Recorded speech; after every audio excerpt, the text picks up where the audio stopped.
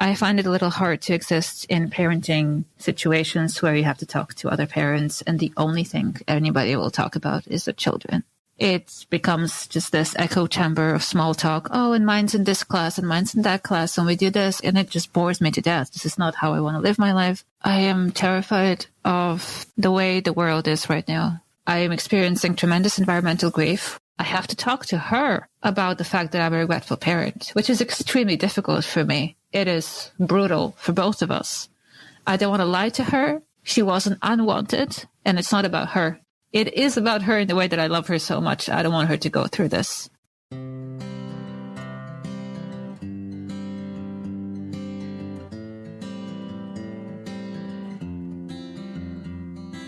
That was today's guest, Elizabet.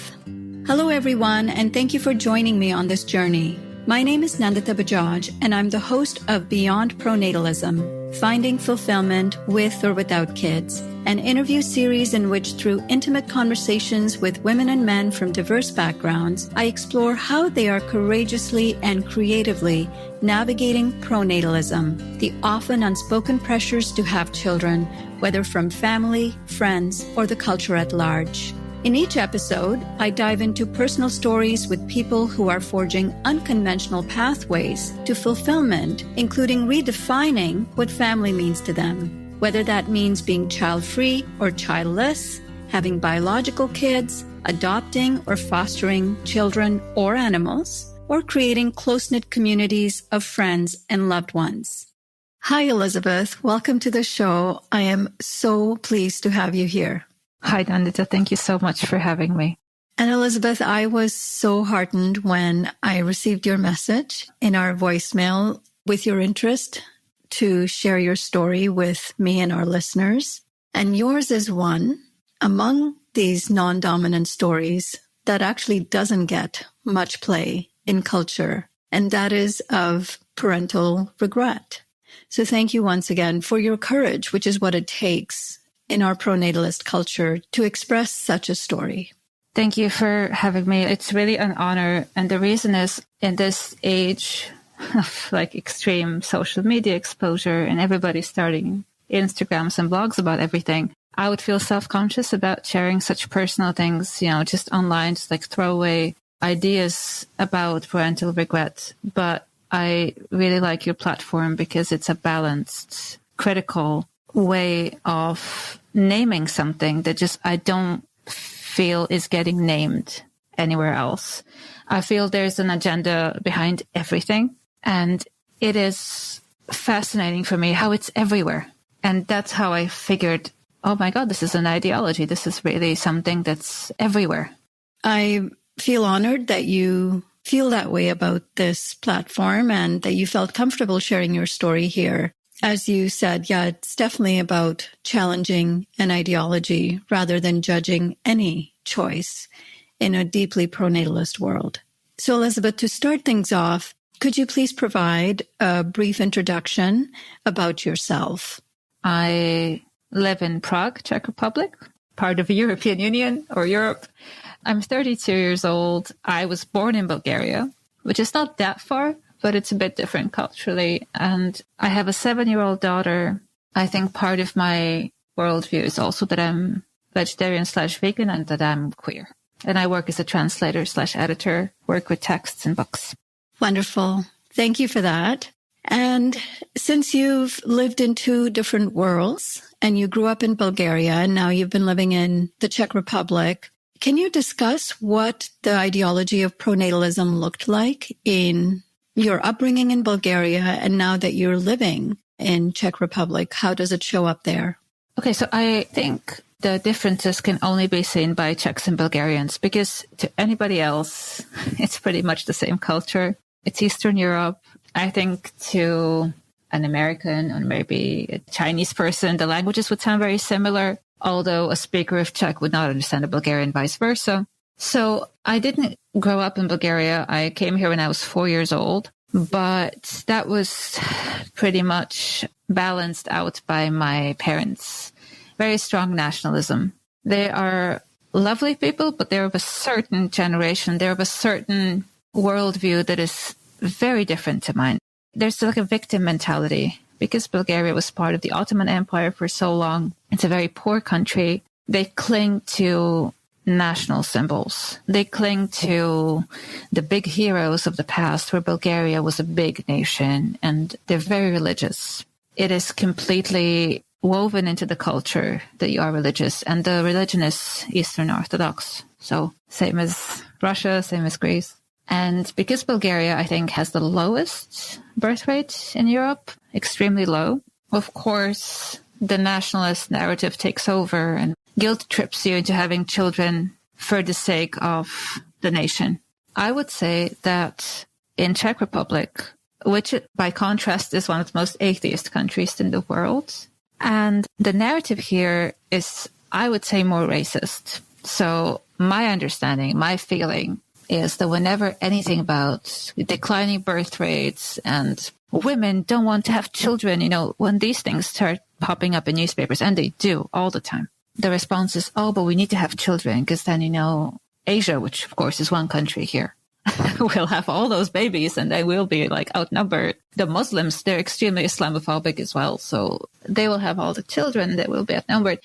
That's how I feel it happens here. That's one thing. And then the other, of course, is who will take care of you when you're old, which is such a knee-jerk comment. I don't think people think about it. It's just ingrained in them. That's how you respond. That's your number one concern. Let's not think of alternatives. If you don't produce a nurse for yourself, you're doomed. Yeah. Oh, that's so fascinating. And I especially am intrigued by the fact that you said it's one of the most atheist countries in the world, and yet heavily pronatalist, not so much due to the religious element, which is there, but not as strong as the nationalist one. So that was the background within which you grew up. And how was it within your own family? How did pronatalism or kind of rigid gender roles show up? So I never actually lived in Bulgaria, and I was never part of a Czech family. So I can only speak for my own family, which is, I don't think it's that unique. A lot of people just grow up in this setup where they're immigrants to a different country, right? I think in my family, it was just tied to the nationalism of their beliefs, where the Bulgaria is the greatest country in the world, the greatest nation, and the more babies they make, the better, because they need to make more Bulgarians because of this terrible, terrible history no Bulgarians have been through, and that this nation genetically has to go on and has to carry on against the odds of everybody else who's trying always to attack it, assimilate it. There is this big trauma. I'm not completely making fun of it. I can understand where they're coming from. It's just that I'm trying to take the pronatalism out of it and see it under a microscope before returning it to the shared identity that they truly believe and they truly live this, right? There's this big Bulgarian trauma during the Ottoman Empire. They would take allegedly kids from Bulgarian families, young boys, and they would basically kidnap them and turn them into Ottoman soldiers that would then go back to those same villages and oppress their parents without remembering them. So that is an extreme and terrible thing that I wouldn't say would cover every village. It occurred at some point in history, but it's become part of the everyday language. The word for those people was inichar. And my mother would say, I'm an inichar because I speak better Czech than Bulgarian, because I want to live in Prague. And from that, of course, not having children and speaking Czech, betraying your own nation like that was something extremely bad and extremely sinful. And I was confronted about ever having a Czech boyfriend because my parents didn't want me to marry a Czech person, saying that would be a betrayal. Not to mention that my mother is a pediatrician, so she works with children, and my father is a teacher. So their whole life is about raising the next generation of proper Bulgarians, even though they spent most of their productive life here.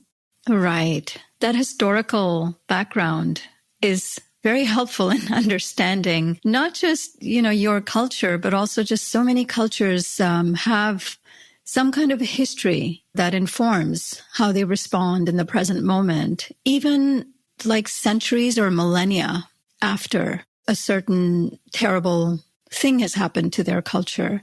And I think in present day, especially the way it shows up within our culture in terms of pronatalism is for the women who are experiencing all these pressures, such as us, it feels so outdated, especially as you say, you don't really identify with either of the two cultures from a nationalistic perspective. And so a lot of it just doesn't make sense to women. And women are not producing children for the state. Although the trope about creating babies to take care of you when you're older, I think, remains unchallenged still for a lot of people. Now let's go a little into your personal history and personal choices. So you said that the pronatalism within your family was still fairly strong, where the idea that you are going to grow up and give them grandchildren was fairly present. You said you have a 7-year-old. Tell us a little bit about when you decided to become a parent and the circumstances leading up to that point. Thank you. Yeah, I definitely felt those pressures. I could name them pronatalists now. In hindsight, I didn't see them then because they're just part of life. I went to both a Bulgarian and Czech school, and you would see it in textbooks, right? It would be, mommy does this and daddy does that. And how do you help your mommy in the kitchen? And how do you help your daddy? And the nuclear family as the only norm is something I can still see in my daughter's textbooks because Czech education has not changed in any way in the past 30 years. So we're still dealing with the same issues. It looks nothing like a Finnish or Danish school. So everything is just as it was. Vegetarians don't exist. It's a whole thing. For me, growing up, let's maybe start with like my teen years. I came out quite soon. I wasn't ready for it. I was 14 and I told my mom that I was gay and she didn't take it well because, of course, that is very sinful in her religion. And that is very sinful in Bulgaria. In general, it's extremely bad for queer people there. I would say even worse than in Czech Republic. They can be called the worst names. There's no protection against hate crime. Crimes against women, not just queers. Let's take it like historically, you know, if you're talking about like linear historical progress, first you stop beating children, then you stop beating women, then you stop beating like non-whites, and then maybe you stop beating queers, and then you go back as we are now. And these are the two countries that are very conservative in terms of gender roles. Bulgaria's hate crime is worse. Czech Republic is, I still think, quite a safe country as long as you play by the rules. But in the families, it is still not safe to come out as queer. So growing up as a teenager, coming out, I was not accepted by my family at all. My mother thought it was just like either a phase or an illness. And then when she finally came to terms with it after we saw some doctors and I ran away from home and it was just all messy, she decided that it just didn't exist. So that was her way of dealing with it. She doesn't even think it's a sin. She just thinks it doesn't exist and I'm deluded. And I would say that that really hurt me in the sense that I completely stopped trusting myself. I see now, looking back, that I started doubting my own feelings and my own experiences, and I stopped being able to name them. So if I was angry at somebody, I would think, oh, but maybe it's my fault. I became like the perfect material for abuse and manipulation. I was very lucky that I did not enter an abusive or violent relationship. I actually was in a very happy relationship for a couple of years. But as that relationship naturally came to a close when I went to university and we just drifted apart, I was not able to let go of the person at that time, it seemed. But it was actually an inability to stand on my own because I felt like I had no family. And now I was losing my relationship with my girlfriend. And as that happened, I had an affair with a man.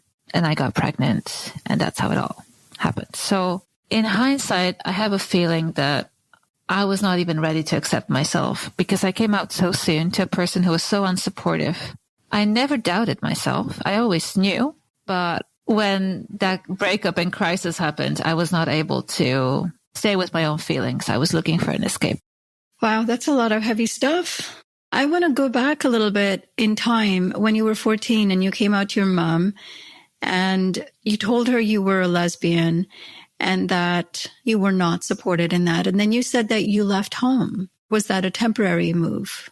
I just ran away for a few days because I was about 16 when we were dating with my first girlfriend. And I just wanted to spend time with her. And my mother would just completely ignore that. Like it didn't exist. I was not allowed. So I would skip school to meet her. I would lie to my parents in order to meet her. it forced me into a very dishonest kind of a double life because I knew it was okay to meet her, but I still was a child legally. So one time I didn't want to come home and I ended up going to social services or something because I just didn't want to come home because I was afraid of coming home after spending a weekend away without their consent. So they sent me to a kids' home for a couple of days. I felt very guilty about it because there were kids there much younger than me. They were 8 or 10 and neither of their parents wanted them, which we could circle back in terms of pronatalism, right? They were just stuck there during divorce proceedings. And I was just there almost like a grown-up who just had a homophobic mother. After 3 days, I went home and we were assigned, like we were forced to go to therapy, which my mother didn't want to do. And then about 3 weeks after I turned 18, I moved away for good. Wow. And then for how long did you date your former girlfriend? About 8 to 10 years. There was a breakup or two in between there. And then you said that the relationship kind of came to a natural end. And then you met a man and you became pregnant with him. And around what time did that happen? I had known him for a couple of years. He was a much older friend. I was 24. I was finishing my master's. In hindsight, it's all just a blur because I was such a mess then. But I got pregnant and then I gave birth a week before my master's finals, which was pretty bad. So that's the timeline, roughly. And you said that it was just a brief affair with this man, after things ended with your girlfriend. It was really just an affair. I think we were both in pretty sad places individually at that time. I never thought of it as any kind of emotional investment. It was just something that I did. And in hindsight, I would never have done if I had the proper help, if I had the proper support, if I had someone to go to talk to about it. I was very ashamed of myself. And I kept a lot of things away, even from my closest friends, who, by the way, are my support network and are my absolute everything in life. But I just wasn't ready to tell anybody about what I was feeling.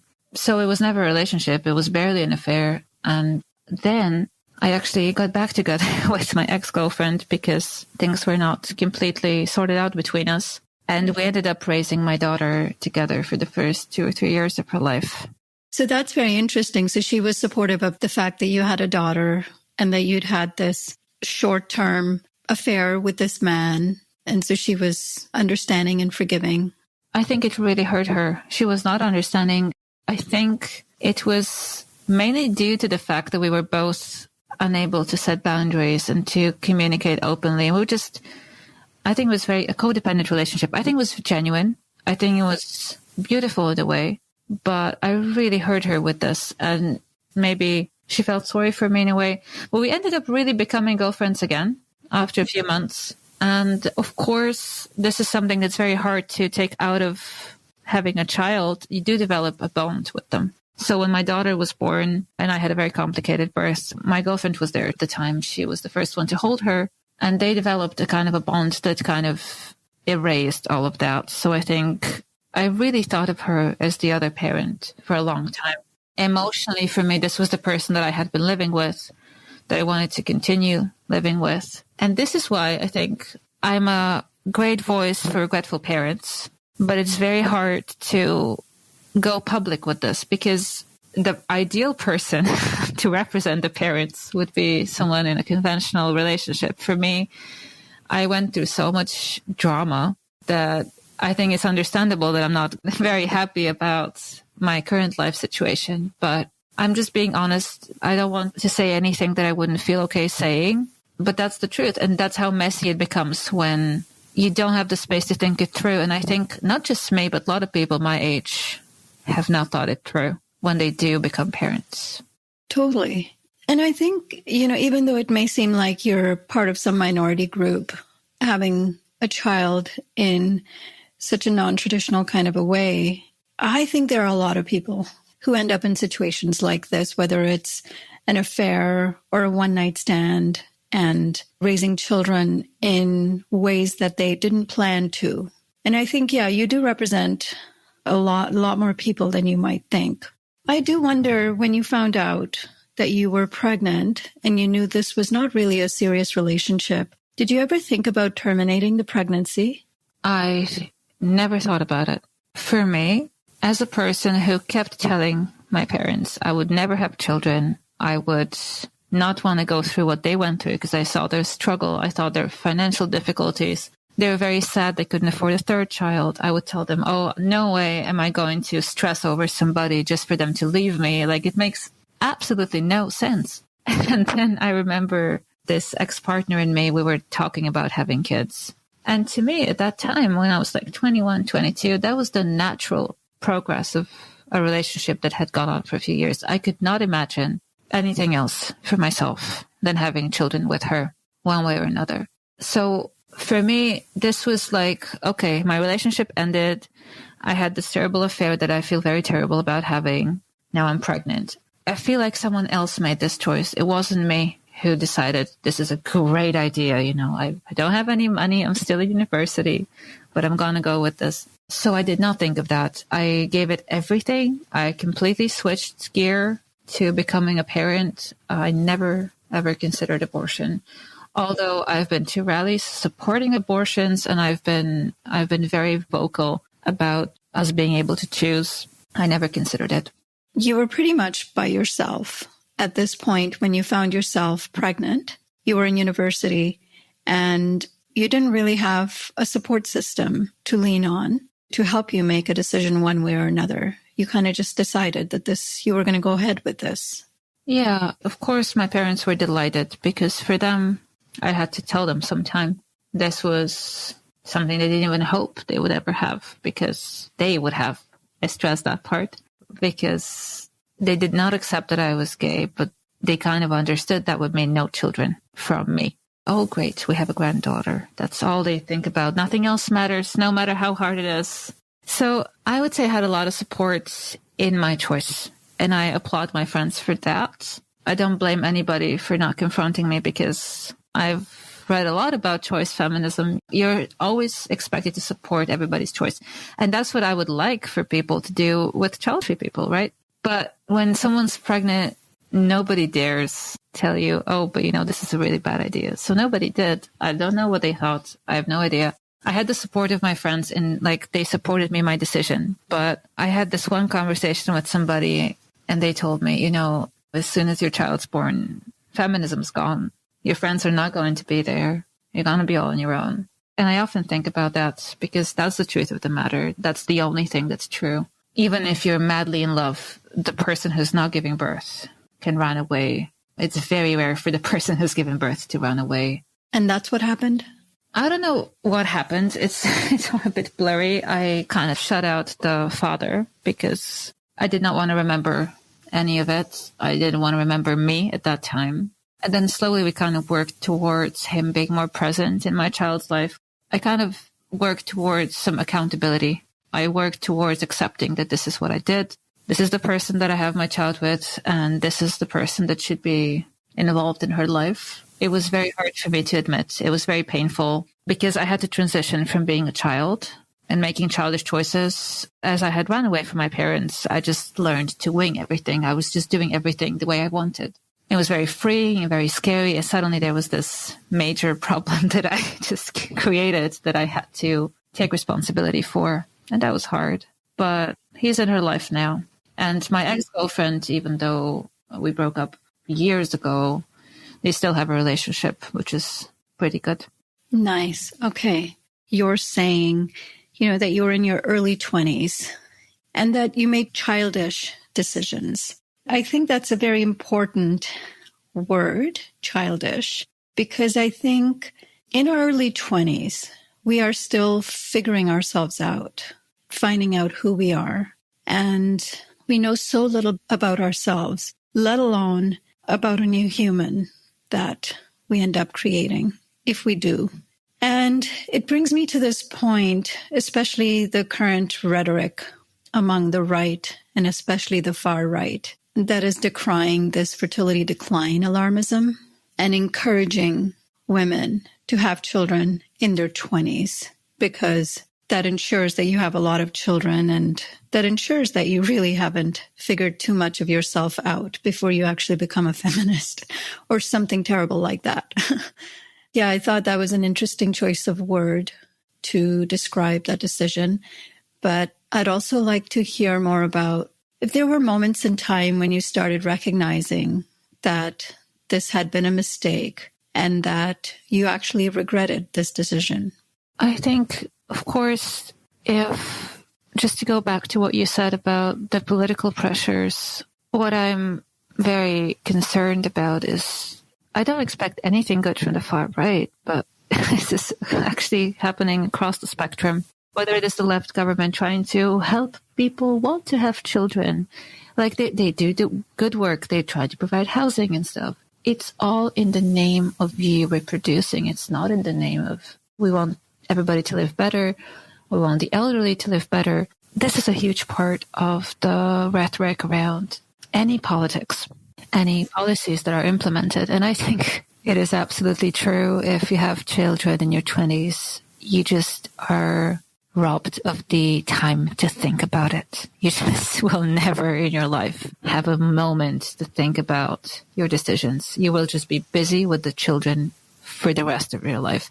I think parenting kind of forces you to be everywhere at all times, and it becomes a never-ending distraction from reality. Like, you become so susceptible to any kind of blackmailing. I'm not saying like that every country is trying to control you and become a dictatorship, but in the extreme ways that we're seeing now, right? It's if you're single, if you're just the one adult, you can still kind of take care of yourself. You'll sleep on the street if it comes to the worst.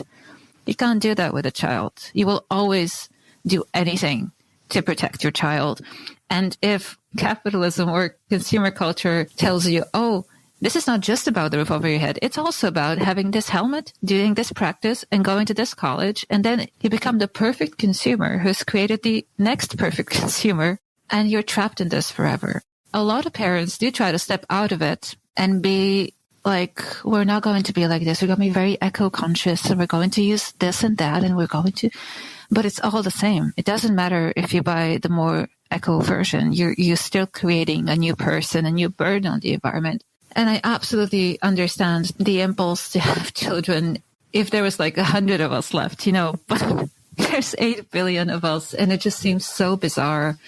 And I suppose the time I kind of came to regret it was when I started realizing and reading about it. If you happen to be educated, if you happen to read too much, you become aware of things. And I didn't know a lot of the things that I know now. And if I had known them, I never would have brought a child into this world.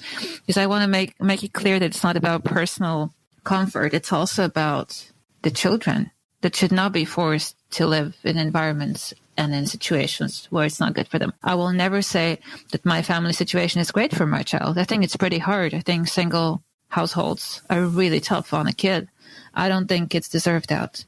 And I think it's just cruel to make people create babies with their like high school boyfriend or girlfriend. They've barely become adults. They have no idea what life's going to throw at them. And taking out this responsibility is at best like short-sighted. So I suppose I spent the first 3 years of my parenting role completely immersed in my child. It was extremely hard because I had to work several jobs to pay for everything. But I was nursing for several years. I was trying to keep her alive. That's basically the first 3 years. And only then did I have the time to think, oh, what have I done? I've created this human. She's now talking. She has opinions. She will have to live in this world. I met my current girlfriend who is childfree, and I just kind of started reconsidering how selfish it was for me to have a child without being sure who I was, without having cleared up my relationships, without having had a career. Yeah, everything you said is very thoughtful.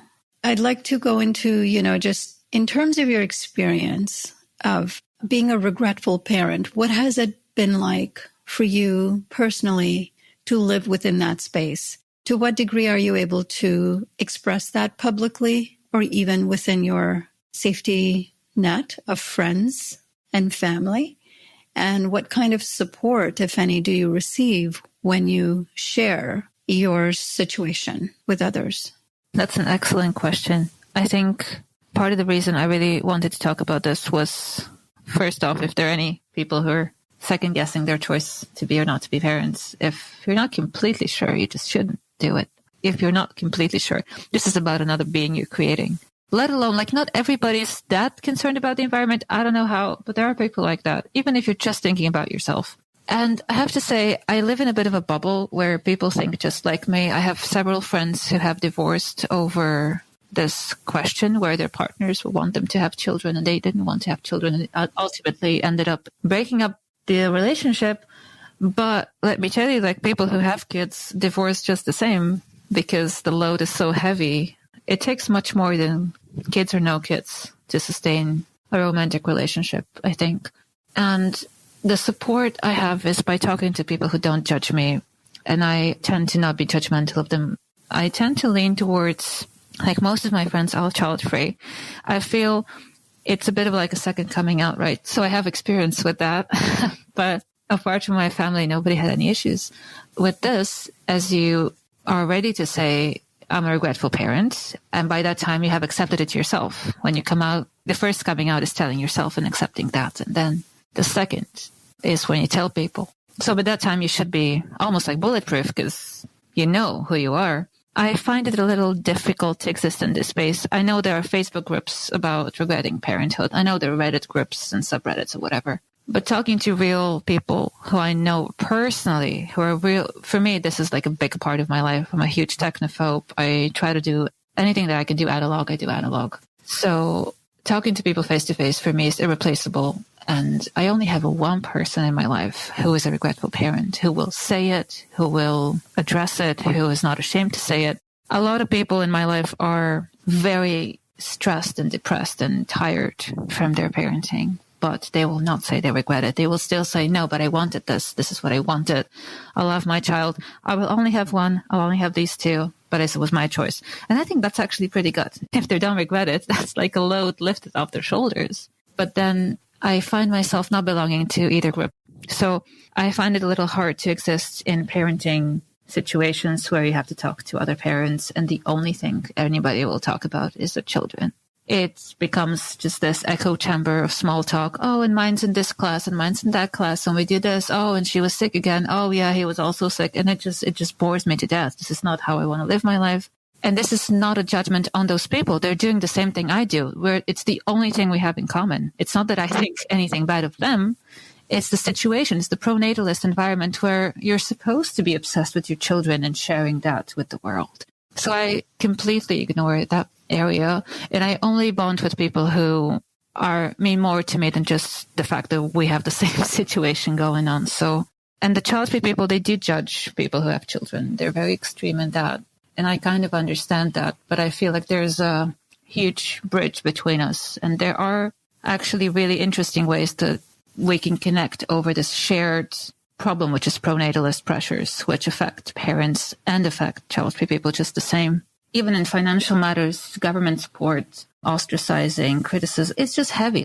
Yeah, and I appreciate what you're saying, that number one, child-free people can be quite judgmental.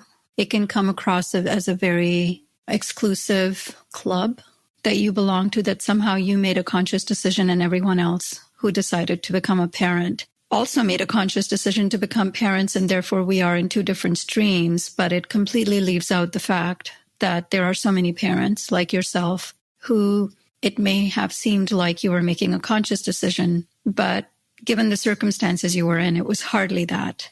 That kind of division and the binary thinking doesn't leave a lot of room for all of the different choices in between that people are not making, that people end up being in. And I appreciate you saying that you find it difficult to be around parents who either genuinely love being parents or are having to put on a facade of loving their children because that's what society expects of them to do. And anybody who expresses any kind of doubt around childbirth or parenting is vilified. You said something very important, the point that you first have to accept yourself. You have to acknowledge yourself that you regret something, and that's the first step. And then you have to be able to admit it publicly, that you regret it. And What did it look like for yourself, owning the fact that you regret it? How has the regret shown up for you personally? In what ways has parenthood limited your potential as a person? I am terrified of the way the world is right now. I really don't want to sound judgmental in any way. I just think if you have all the information out there, you do your research, you'll find that it is irresponsible.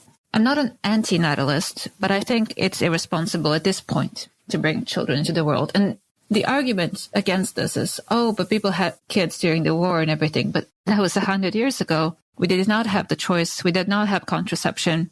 It is clear that if we're able to think our choice is true, we will not give birth to 6 children. It's the progression of human thought and the understanding that we're not alone in this ecosystem. We're not alone in the world. We've been talking about, my experience as a parent, but the fact is that I think deeply about my relation to nature and every tree and every flower and how that's all a system that we're disrupting. For me, that's a huge factor. I am experiencing tremendous environmental grief, reading the news, experiencing it personally with the weather, with the climate changes, with the situation, just getting more and more depressed. You're seeing your friends not having children, even just for this reason. That's reason enough. And then I also, as a parent, have to talk to my child about it. I have to talk to her about the fact that I'm a regretful parent, which is extremely difficult for me. It is brutal for both of us. I don't want to lie to her. She wasn't unwanted, and it's not about her. It is about her in the way that I love her so much. I don't want her to go through this, and that I would wish that she was born to a better family. Better in terms of being able to give her what she needs, because I hate how it's played down. It's not about being materialistic. It's not about being able to afford this and that. It's about the emotional stability. It's about a certain maturity that you need to even survive the first years of parenthood, and then being able to do this for 20 or 30 more years. I don't understand how someone can think this is easy or natural and play it all to nature and how we're meant to procreate. We're not meant to do anything. We just should be able to make choices for ourselves that are informed. Nobody should ever feel guilty about choosing not to do this. And it's definitely limited me in the sense that I was not aware of certain mental health issues until I got properly diagnosed. Having a newborn disrupts everything, and everything that I had learned to do to be able to function in the world kind of broke down. So it has definitely pushed me into financial difficulties. It has limited my education. I was not able to finish my PhD. And I'm dealing, and I'm going to say this because I think this is important, I'm dealing with a decline of cognitive function. So my memory, my ability to process information, to learn new information has been affected. And I will definitely put it down to the lack of sleep, the extreme chronic stress over my finances and health issues. Kids get sick all the time. You have to stay home from work. It's an endless cycle, especially if you're a single parent. It doesn't have to be this terrible, but I think you never know. You don't know if you'll have triplets. You don't know if the child will have special needs. You never know. And this is why I will always be against anybody who says it's something great and natural, you should do it. It isn't. It doesn't have to be. It can be terrible. It can hurt the child that you so terribly want to birth. So to me, there is not a selfless reason to have a child, and I stand by that. Those are powerful words, Elizabeth. It's just so beautifully captured. So much complexity of thought in what you've just said. But I'd really love for us to get to a place in culture where talking about regretting parenthood is just as normal as talking about enjoying parenthood. There's a whole spectrum of feelings and emotions and experiences people go through. And the fact that our culture only allows us to platform one, a very limited experience on the spectrum of experiences, that parenthood is always joyful and that it's necessary and that it's natural. It is so harmful to so many people who go into it thinking one thing and then are left dealing with a completely different experience. Yeah, I just want to say how grateful I am that you have done such deep thinking on your own about this, but also that you're able to express it so eloquently for all of us. Is there anything else that you wanted to share before we wrap the conversation up today? I definitely think, as you said, about always being joyful. I do think you're allowed to make fun of parenthood. I think there's a lot of Instagram accounts where people, oh, I'm so tired, the glass of wine, mom, at the end of the day. But it's all just a joke. It's all about, oh, I'm taking a little break here, ha ha ha, before I go into it again. And I would do it all over again for my kids. And this is the narrative that's replicated coming from my personal experience. I wouldn't put so much weight on these social media worlds. It's kind of tailored to not change anything. You have to look for information for people who are not just, taking a trope and replicating it. Pronatalism has been challenged in literature and art. It's always been a point of debate. A lot of people have abstained from having children. We just tend to ignore that. And a lot of the content around parenthood is extremely profitable. It's a huge way of promoting products and getting more and more people, because most people are parents. It's always good to look away from that and look within, and finding how you stand on the issue is extremely important. Yes, I couldn't agree more. Thank you so much for saying all of that. And thanks so much for covering so much deep ground on such an important topic. I think it just adds to the diversity and the richness of the experiences that we're trying to platform on our podcast. And I'm so glad that you added this incredible branch. It's often a very unwelcome topic in culture, but not here. So thank you so much for joining me today, Elizabeth. It was a true joy speaking with you. Thank you so much, Nandita. It was extremely interesting talking to you. I love your insights, and I've learned so much from you. I really appreciate it. Thank you so much. That's all for today's episode. Thank you so much for listening. What did you think of this episode? Do you have your own story you'd like to share? Check out the show notes to see how you can get in touch with me. Whether you'd like to share feedback about the show or a particular episode, or whether you'd like to join me on the show to share your own story, I'd love to hear from you. Thank you so much again for joining me today as we collectively discover and celebrate the many different pathways to fulfillment beyond pronatalism.